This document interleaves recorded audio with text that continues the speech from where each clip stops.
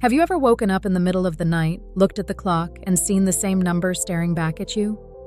3 a.m., 3:12 a.m., 3:27 a.m., and after a while you start wondering, why does this keep happening? A lot of people experience this. In fact, it's one of the most common sleep complaints people have. They fall asleep just fine. But then somewhere between 2 a.m. and 4 a.m., they're awake. Sometimes their mind starts racing. Sometimes they feel anxious. Sometimes they feel wide awake for no apparent reason. And often they assume this is normal. But what if it's a sign worth paying attention to? Because your body is always communicating. The question is, are we listening? Today we're going to look at 5 common reasons people wake up at 3 a.m. and what their body may be trying to tell them. Let's start with one of the biggest. Number 1. Stress and cortisol. Many people think stress only affects them when they're awake. But stress doesn't disappear when your head hits the pillow. Your body might be asleep. Your nervous system might not be. When we're dealing with ongoing stress, worry, uncertainty, emotional overwhelm, or simply carrying too much for too long, our bodies can remain in a heightened state of alertness. And that can show up in the middle of the night. You wake up. Your mind starts thinking. You replay conversations. You think about work, money, relationships, the future. And before you know it, you've been awake for an hour. Sometimes the issue isn't that your body doesn't know how to sleep. Sometimes it's that your nervous system doesn't know how to relax. Number 2. Too much screen time. This is a big one. And honestly, it's something I've had to pay attention to myself. Most of us underestimate how much time we're spending on our phones. A quick check becomes 10 minutes. 10 minutes becomes 30. One video becomes 20. One notification becomes another. And before you know it, hours have passed. I remember looking at my screen time report and thinking, how did I spend this much time on social media today? Nobody wakes up and says, I'd like to spend 5 hours on social media today. And yet that's exactly what happens to millions of people. Why? Because habits don't require decisions. They require repetition. The more often we do something, the more automatic it becomes. Eventually, we stop choosing it consciously. We just do it. Unlock phone, open app, scroll, repeat. And after a while, it feels normal. Not because we decided it was important, because it became familiar. One thing that helped me was using the screen time settings that already existed on my phone. I set limits on social media. I even hid the apps on my phone. Not because I didn't want access to them, because I wanted to stop being prompted by them. Every time I unlocked my phone, the icons were sitting there, almost inviting me to click them. So I made the decision a little more intentional and a little less automatic. And what surprised me wasn't just that I spent less time online. I felt calmer, more present, less distracted, and my evenings felt different.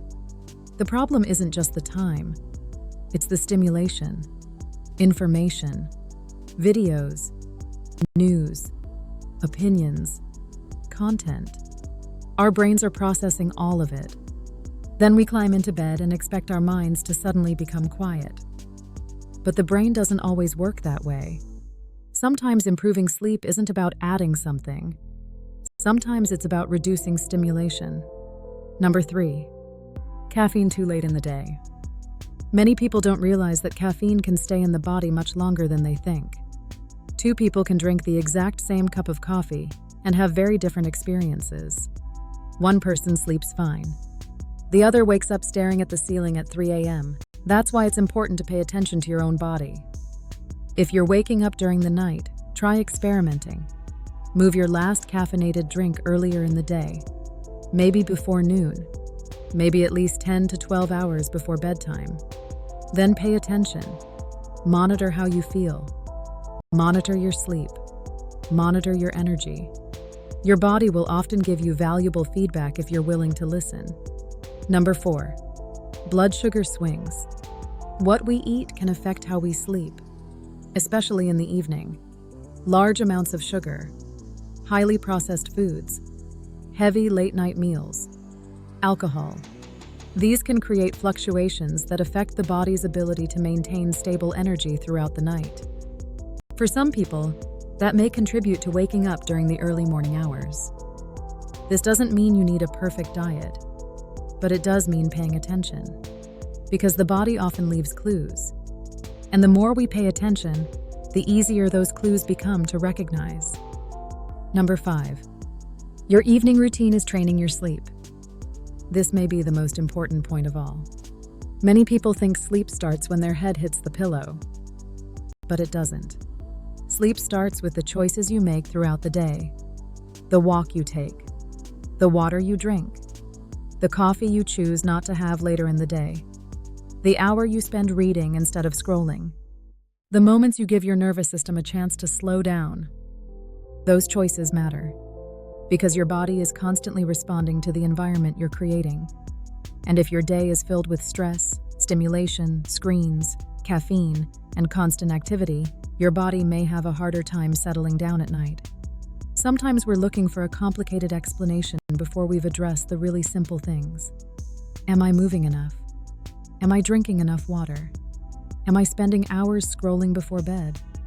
Am I giving my mind any opportunity to slow down? Because often the basics matter more than we realize. One thing I've noticed over the years is that people become desensitized to symptoms. Not because the symptoms disappear, because they become familiar. The poor sleep becomes normal. The fatigue becomes normal. The brain fog becomes normal. The afternoon crash becomes normal. The body keeps sending signals. But after a while, we stop questioning them. We assume, this is just how I am. This is just part of aging. This is normal, but it isn't. We've simply adapted to something that deserves our attention. And when we begin making healthier changes, moving more, reducing stimulation, improving our evening routine, drinking more water, we often discover that the symptom wasn't normal at all. We had simply become desensitized to it. Just because something is common doesn't mean it's normal. And that's why learning to listen to your body matters. So before you go, I'd like you to do something simple. Pick one thing from today's video. Just one. Maybe it's limiting social media before bed. Maybe it's no caffeine after noon. Maybe it's a short evening walk. Maybe it's reading instead of scrolling. Maybe it's putting your phone away 30 minutes before sleep. Don't try to change everything at once. Pick one thing. Practice it consistently until it becomes a habit. Then build from there. Small changes repeated consistently often create the biggest results. And the next time you wake up at 3 a.m., don't just ask, how do I get back to sleep? Ask, what is my body trying to tell me? Because your body is often talking to you long before it starts screaming. Listen before the whisper becomes a scream. Listen to the signs, and stay healthy.